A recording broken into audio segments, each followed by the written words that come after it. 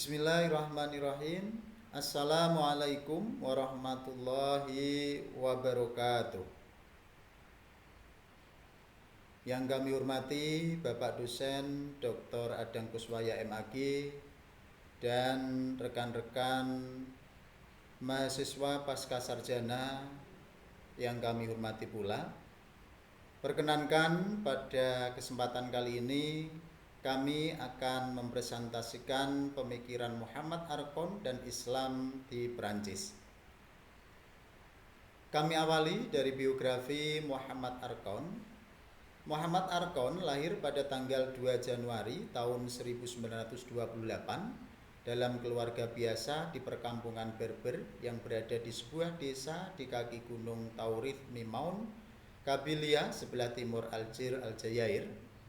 Sejak mudanya, Muhammad Archon secara intens akrab dengan 3 bahasa, yaitu bahasa Kabilia, bahasa Prancis, dan bahasa Arab. Pendidikan dasar Muhammad Archon ditempuh di desa asalnya dan kemudian melanjutkan sekolah menengah di kota Pelabuhan Oran, kemudian melanjutkan studi bahasa dan sastra Arab di Universitas Algier tahun 1950 sampai 1954. Pada saat perang kemerdekaan Aljazair dari Prancis tahun 1954 sampai 1962, Muhammad Archon melanjutkan studi tentang bahasa dan sastra Arab di Universitas Sorbonne Paris. Pada tahun 1961, Muhammad Archon diangkat sebagai dosen di Universitas Sorbonne Paris sampai tahun 1969 dengan menyelesaikan pendidikan doktor di bidang sastra pada universitas tersebut dengan menulis disertasi doktor mengenai humanisme dalam pemikiran etis Miskawai. Karya-karya Muhammad Archon diantaranya yang pertama Rethinking Islam Today, Mapping Islamic Studies, yang ketiga Genealogy and Change, yang keempat The Antioch in Contemporary Islamic Thought, yang kelima Al-Quran min Al-Tafsir bil Maurud, dan lain-lain. Pandangan dan pemikirannya, Muhammad Archon berupaya mengembangkan perluasan interpretasi atau penafsiran sambil tetap berpegang pada determinasi transendental untuk hal-hal yang khusus. Demikian pula pada hubungan Islam Barat atau sebaliknya Barat Islam, Muhammad Archon menganjurkan dialog secara lebih terbuka dan interpretatif. Meskipun dalam banyak tulisannya mengadopsi dekonstruksi Derrida, Muhammad Archon lebih afirmatif lewat pandangan pencerahan dekonstruksi yang masih membuka ruang bagi proses iluminasi. Dengan begitu, Muhammad Archon tergolong pemikir postmodern afirmatif. Muhammad Archon menyatakan Islam akan meraih kejayaannya jika umat Islam membuka diri terhadap pemikiran pluralisme. Pluralisme bisa dicapai bila pemahaman agama dilandasi paham kemanusiaan sehingga umat Islam bisa bergaul dengan siapapun. Kolonialisme secara fisik memang telah berakhir, namun pemikiran kita masih terjajah, tidak ikut modern yang ditandai oleh kebebasan berpikir.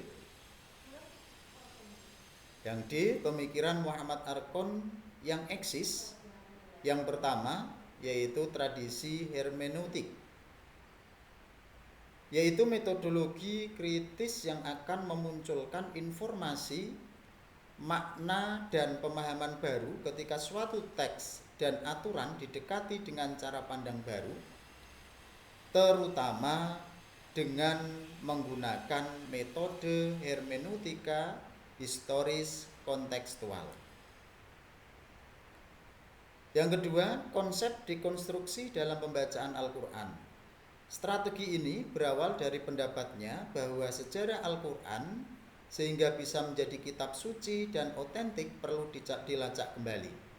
Berdasarkan pendekatan tersebut, Muhammad Arkon membagi Al-Quran menjadi 2 peringkat, yaitu pada peringkat pertama, wahyu bersifat abadi, namun kebenarannya di luar jangkauan manusia. Karena wahyu ini tersimpan dalam Lauhul Mahfudz dan berada di sisi Tuhan, dan yang bisa diketahui manusia hanya pada peringkat kedua yang diistilahkan oleh Muhammad Arkon sebagai Al-Quran edisi dunia. Namun menurutnya Al-Quran pada peringkat ini telah mengalami modifikasi dan revisi serta substitusi. Yang ketiga, pluralisme agama. Muhammad Arkon menyatakan bahwa Islam akan meraih kejayaannya jikalau umat Islam mau membuka diri terhadap pluralisme pemikiran, dan pluralisme bisa dicapai bila pemahaman agama dilandasi paham kemanusiaan, sehingga umat Islam bisa bergaul dengan siapapun. Dengan tetap mempertahankan pluralisme, seseorang akan tetap menjadi kritis, baik dalam filsafat maupun teologi. Pluralisme inilah yang hilang dalam Islam, sehingga Islam harus berusaha memunculkan kembali dan mempertahankan kebebasan bagi setiap muslim untuk berpartisipasi dalam ijtihad. Pemahaman ini penting untuk membangun demokrasi di negara-negara Islam dan untuk memulihkan kembali kebebasan berpikir dalam Islam. Demikian presentasi yang kami sampaikan berkaitan dengan tokoh Muhammad Arkon dan Islam di Prancis. Terima kasih. Akhirul kalam. Wassalamualaikum warahmatullahi wabarakatuh.